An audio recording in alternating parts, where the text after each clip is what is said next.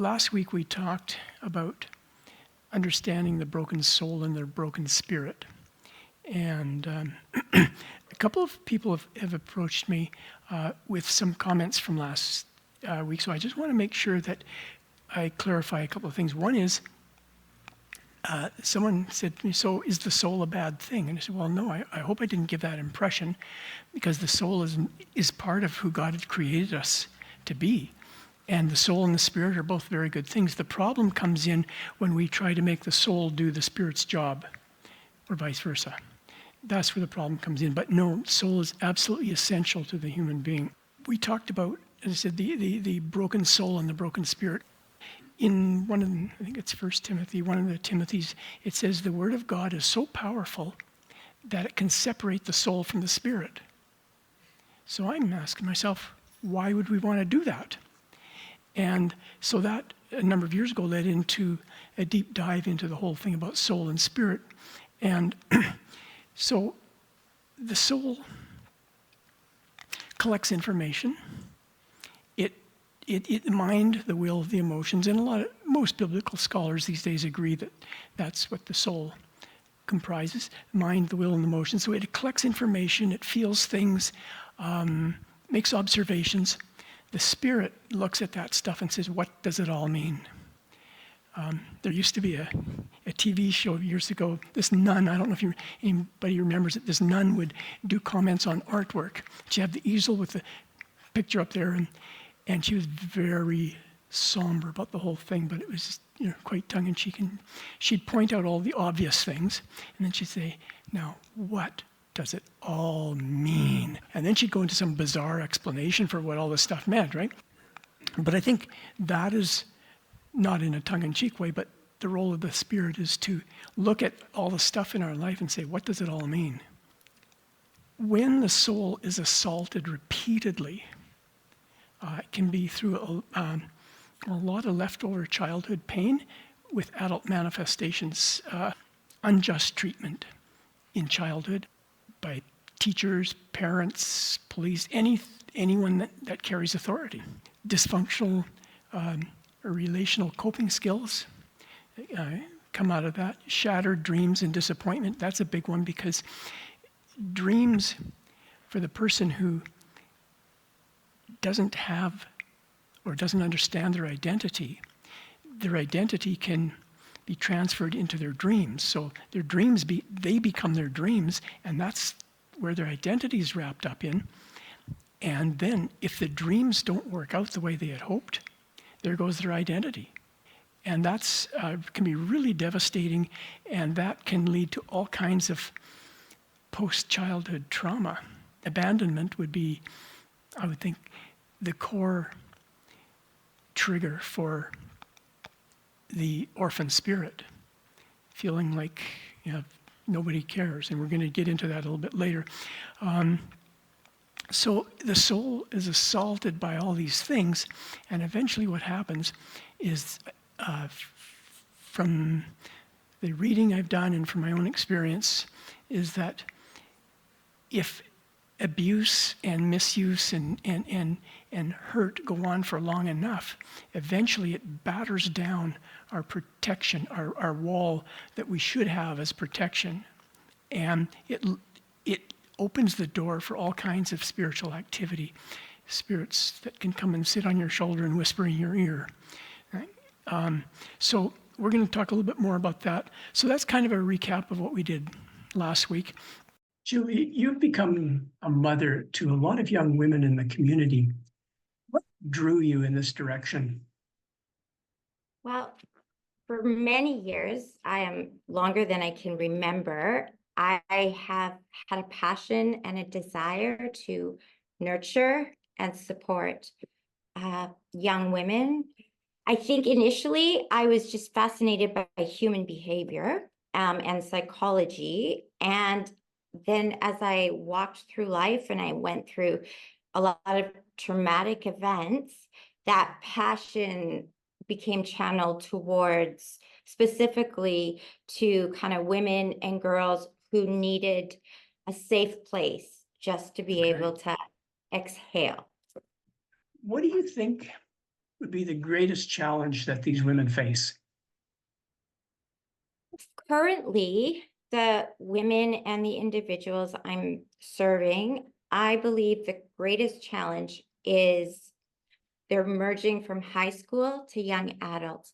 And the greatest need is how do they make the transition to go in a direction of their goals and passions, but do they stay safe and comfortable in their environments? And Right. that is the greatest need I currently see. Okay. What would you say would be the greatest challenge that you face in being a mother to these young women? Mhm.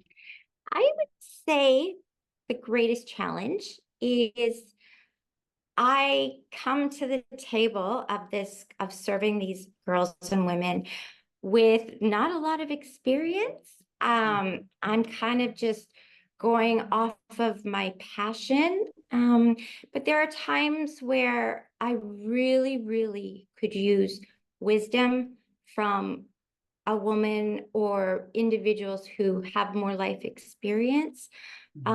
Just having access to that would be really helpful. Okay, good. What would you say would be these young women's deepest longing? What is it that they really want or are looking for?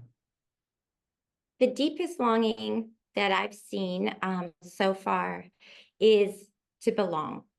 And Mm, as I'm working with this group, you see this little family kind of forming and the community that brings.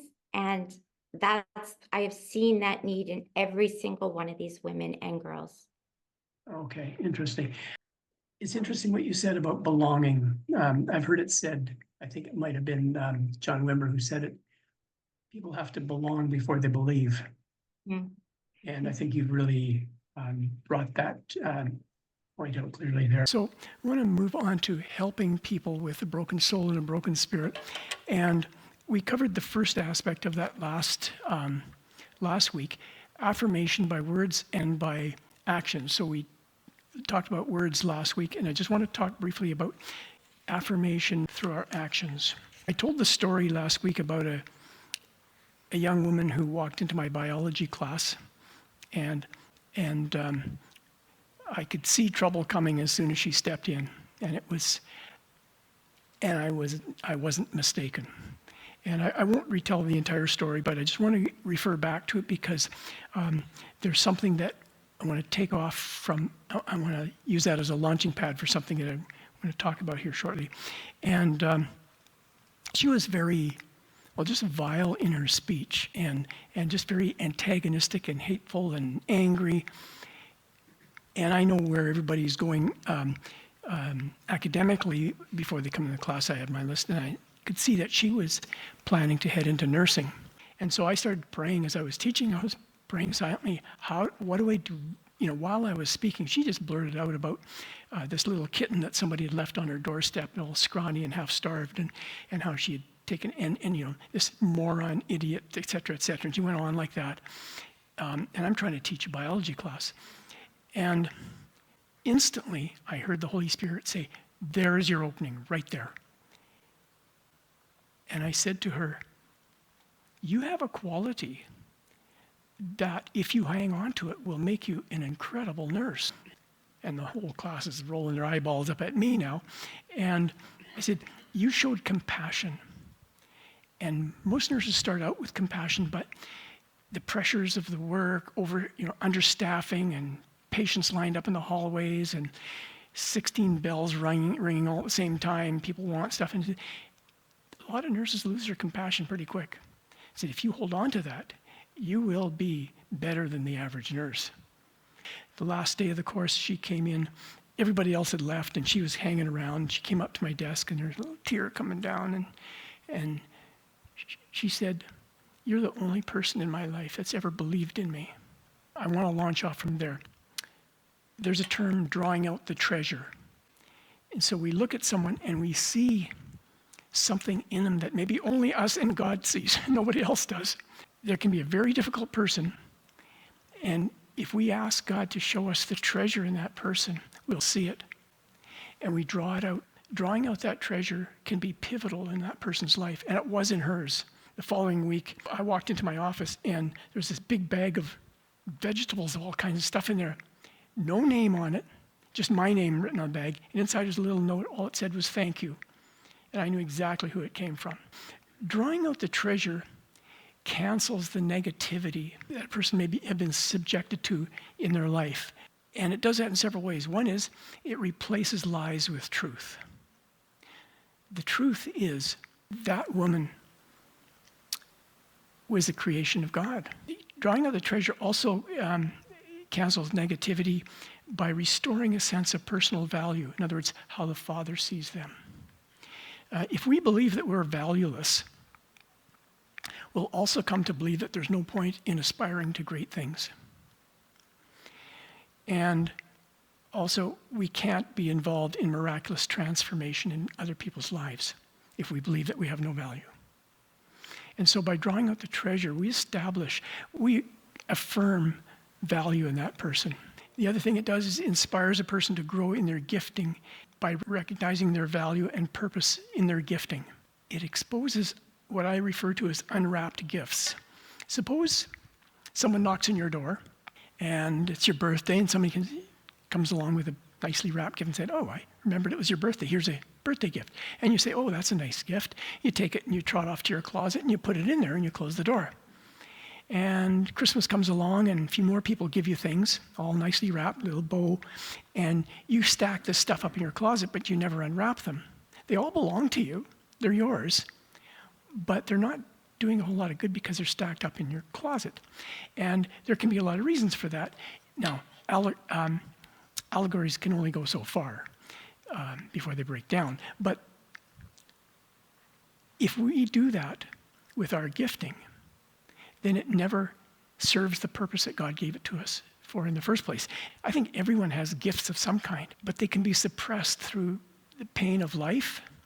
They can be suppressed through the negative things that people have spoken into our lives over the years that have become curses. When we draw out the treasure, we're saying, "Hey, let's have a look at this gift here together.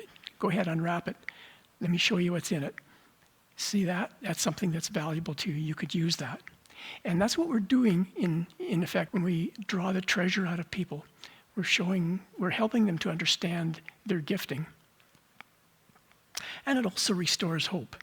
If we see ourselves as having minimal value or devoid of gifting, then we have little hope for the future. There are a few things I think is discouraging as believing that we have nothing of value to give.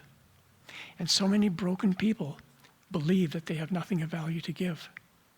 And so when we draw out the treasure, we are speaking hope into their lives. You have value. You have something that God has given you that other people need as well as you. And that can be very inspiring to the person. So from there, I want to go into understanding the orphan spirit.